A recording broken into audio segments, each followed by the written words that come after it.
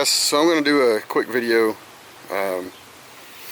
on the Bobcat 310, Clark 310, Melrose 310, whatever you want to call it. If you haven't seen the video series on this, I can catch you up to date real quick. If you have seen it, then I'll put a time whatever so you can just skip to that and go to the next section on this. So again, if you haven't seen it, I'll kind of go over this real quick. Bought this Bobcat 310. It's a 1980 model. It came with a tooth bucket and a smooth face bucket. Got it for a pretty decent, pretty cheap price. So guy told me it just needed a hydraulic pump. I'm like, cool. So picked it up, brought it home, got to researching. They don't make that hydraulic pump anymore. So I finally found a place that would build a hydraulic pump for me. Got that done, and I put it in. It was working great. The orange was going up, the orange was going down, the bucket was tilting, and then it just slowly just kind of stopped, and I figured that it had air in the lines or whatever. And then right at about that, oh no, the hydraulic line busted. So bought a new line, put those in, and then I started having some electrical issues. And so I'd get it running for a little bit. I thought it was just air in the lines, but the way it was acting was whenever I first started it up, it was working kind of like it should for about 5 minutes. And then it slowly deteriorated and got worse and worse and worse. So I figured something might be in the sump. And so this whole bottom section is full of this oil. And you take off this cover, and we sucked out all the old fluid, and there was a little bit of sludge in there. There's a little bit of silicone that I guess maybe came from around the edges or something. I don't know. There's a little bit of that, but nothing that I thought was just crazy, right? And so I cleaned all of that out. There's a tube that goes in there. I cleaned that out best I could. Put a new hydraulic filter in.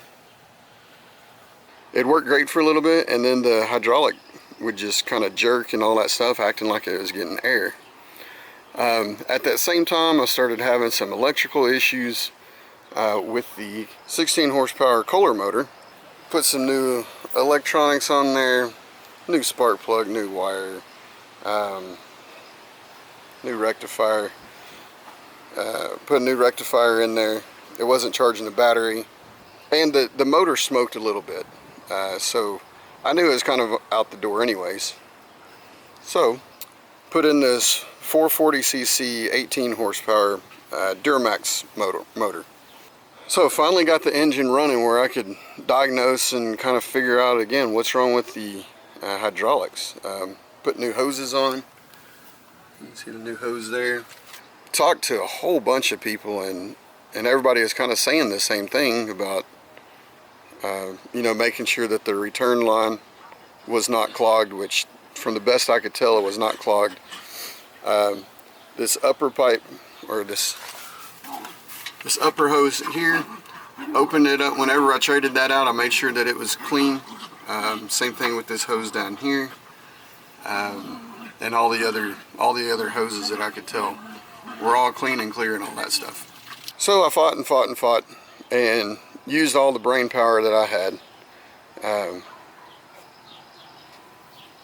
and I'd save up some money and finally get a new engine. Then I'd save up some money and put new hoses in, whatever, you know. So that was one reason why it was taking so long to do. But one of this upper hose here, whenever I replaced it, the guy gave me a 2 week of a hose, and it actually collapsed on itself. So that told me that the hydraulic pump was working good. And that was kind of what everybody was saying, is that the new hydraulic pump was bad. But whenever it started collapsing that upper hose, I knew that it had suction, so something had to be clogged. And I was thinking maybe from that hose, or from that pipe that goes down into the sump area, maybe that got clogged again. I couldn't tell, because again, I had a brand new filter on there. So, saved up, saved up, saved up. I was getting ready to take it to a Bobcat dealership and have them figure it out. I said, before I do that, I'm going to put a new hydraulic filter on. Put a new hydraulic filter on and give it a little couple of pumps on the prom. Okay. Turn the throttle up.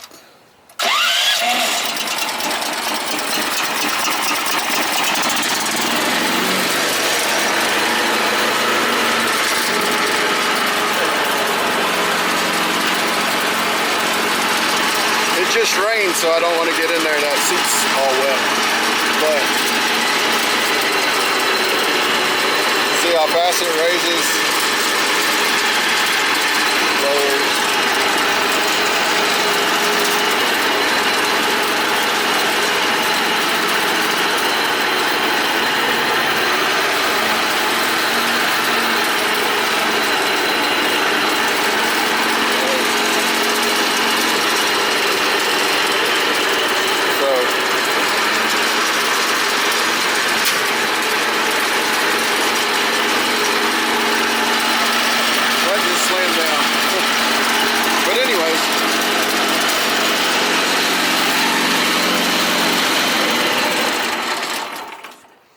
So yeah, it turned out to be the that filter. So let's go take that filter apart and see what we find inside of it. Okay, so here's the original one that it came with that I changed out.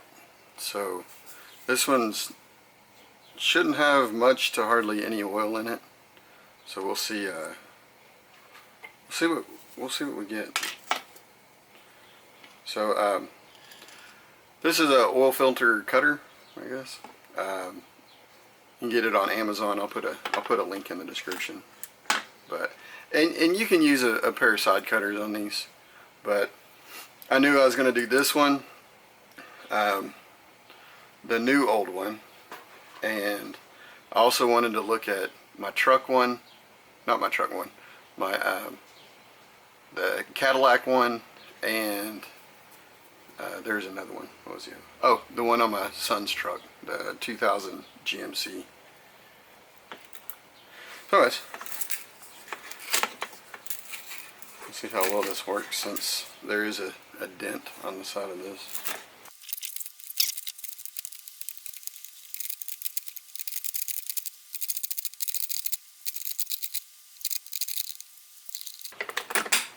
Alright, let's see if that works.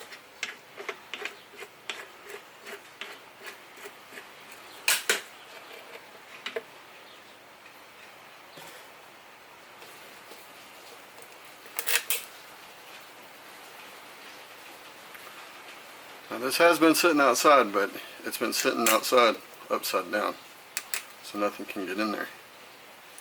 But quite a bit of junk in there.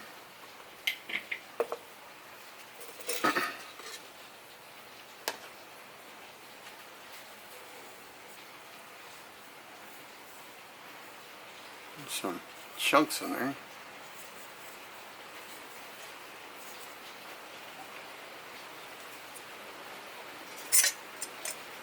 Spring. Okay. Yeah.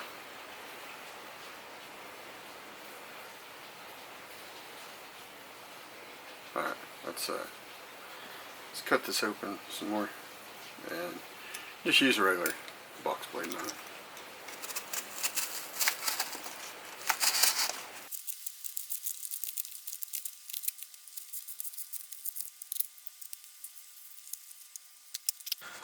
This is the side that all the crud is going to be in.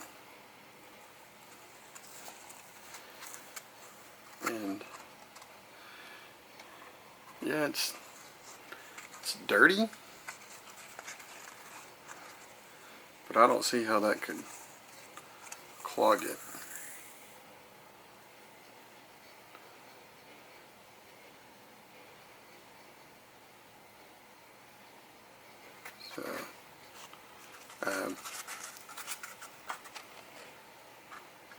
that is like silicone.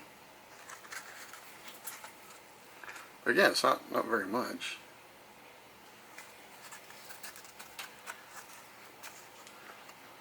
Another speck.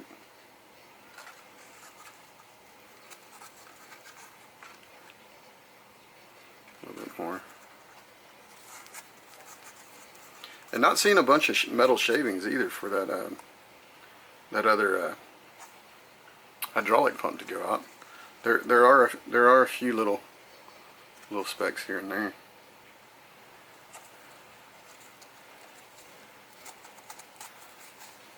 So there's some more silicone for you. Right here.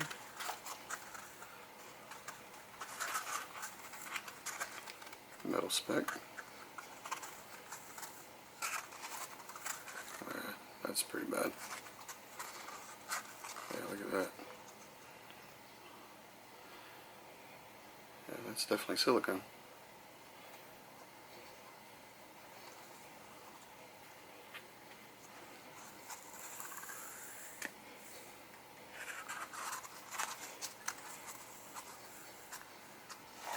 A lot more specks in there. And I don't know how well this is picking up on camera. Okay.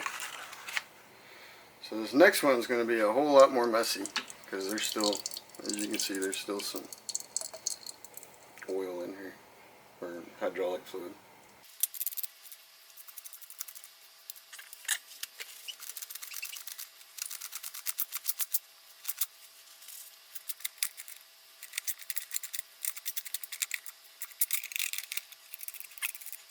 We got with this. Oh, yeah, right there.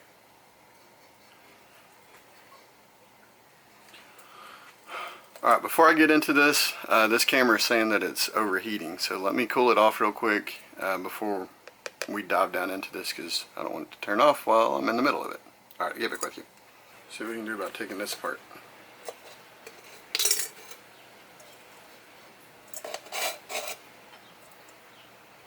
So, there's... The spring is supposed to be there, obviously, but there's some junk down in there. Now this is going to get everywhere, so there's really not much I can do about that. I guess first inspection.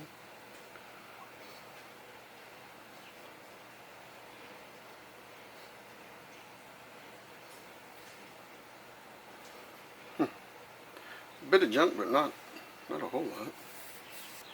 There is a sliver. I don't know if that's picking up or not, but I don't know. Since it was right on the top of this and not inside the pleats, I'm assuming that was from whenever we cut it open. So that's what I'm hoping and going for at this point.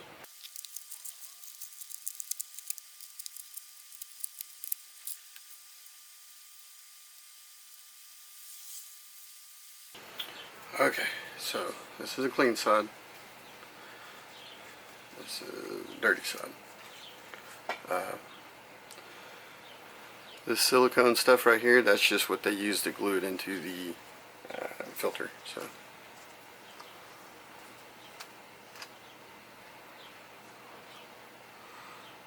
well, that's not good.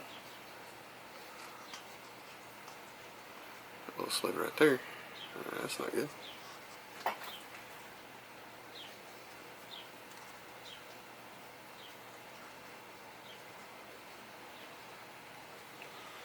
Dirty spot.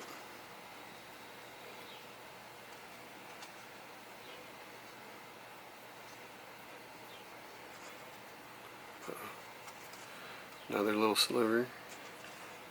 Maybe that was on there. It's a big old sliver.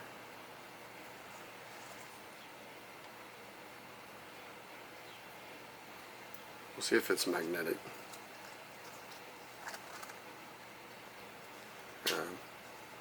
There's some silicone in there. There's kind of a big chunk.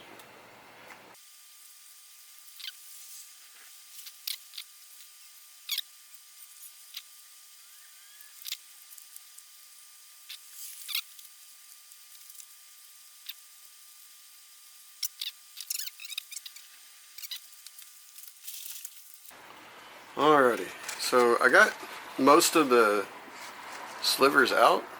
There are a couple tiny ones. Oh, I missed that.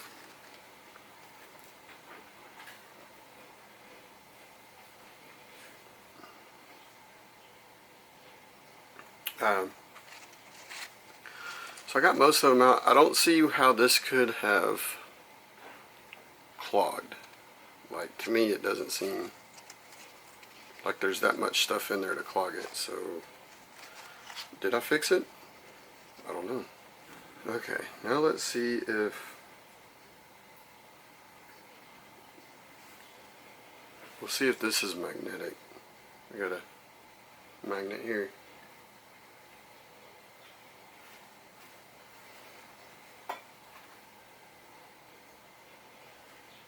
And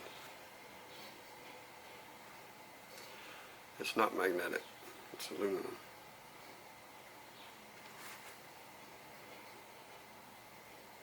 Okay. So as you can see, there's a few pretty big slivery chunks. I don't think that's for the...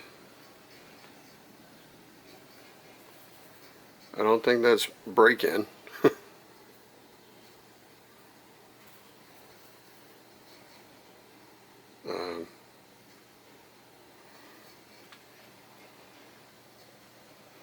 But yeah, like I said, I don't think that filter was clogged enough to keep it from pumping. I was expecting to see a whole bunch of sludge and more silicone and stuff like that to keep it from flowing through, but I don't know. Y'all tell me what you think. Like I said, I ran it for, I don't know, probably 10 minutes or so, and usually within about 5 minutes, easily. It just acts like there's air in it and it's not getting any fluid, nothing like that. So, tell me what you think. Alright guys, I want to put this to work and put it through its paces just to see how well it does. But I mean, just farting around in the backyard with that little pile of dirt that I got, it does pretty good. So it's been raining like crazy, so I really can't put it through its paces. Otherwise I'll tear up the crappy lawn even more, I guess. But just to kind of reiterate on that hydraulic filter, you never want to see slivers in there. But at the same time, it wasn't jam-packed with all those slivers too. So I don't think it's catastrophic at this point.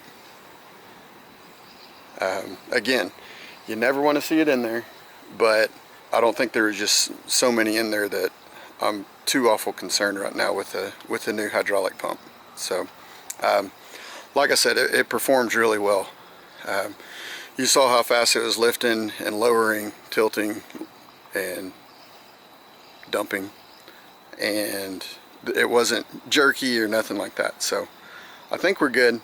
There's a really hot spot on the back of this, so I found this chrome exhaust pipe, so why not?